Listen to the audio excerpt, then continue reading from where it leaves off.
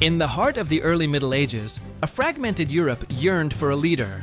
That leader was Charles, son of Pepin the Short. Born into the Carolingian dynasty around 747, he inherited a kingdom, but he would forge an empire. This is the story of Charlemagne, Charles the Great. Upon his father's death in 768, Charlemagne began a reign defined by near-constant warfare. For over 3 decades, he waged the brutal Saxon Wars, a relentless campaign to conquer and Christianize the pagan Saxons. He swept into Italy to defeat the Lombards, answering the Pope's call for aid and securing his influence over the peninsula.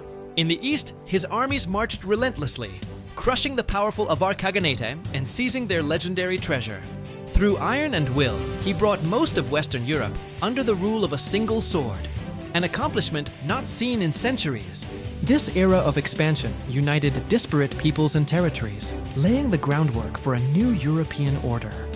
His power was undeniable. On Christmas Day in the year 800, while praying in Rome, Pope Leo III made a momentous move. He placed a crown on Charlemagne's head, declaring him Emperor of the Romans. This stunning act resurrected the imperial title in the West for the first time in over 3 centuries, symbolically linking his powerful Frankish Kingdom to the enduring legacy of ancient Rome. More than a political maneuver, it cemented his sacred alliance with the Church, positioning him as the secular protector of Christendom. He was no longer just a king of the Franks, he was a holy emperor, a figure of immense temporal and spiritual authority. But Charlemagne's ambition was not limited to conquest. He sought to reignite the light of learning in what has often been called a dark age.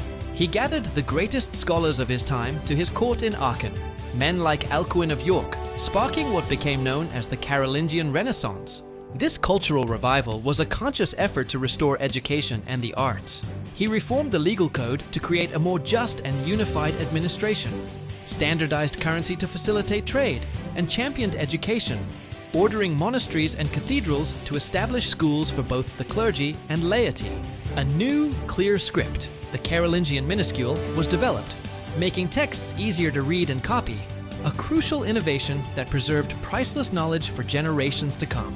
Charlemagne died in 814, but his legacy was immortal. He had laid the foundations for the future nations of France and Germany and created a new, shared European identity rooted in Roman heritage and Christian faith. While his vast empire would eventually fracture under the weight of internal divisions, his vision of a united Christian Europe would echo through the centuries, influencing politics and culture for a millennium. For his monumental achievements in uniting a continent and fostering a cultural rebirth, history would remember him by one title above all: Pater Europae, the Father of Europe.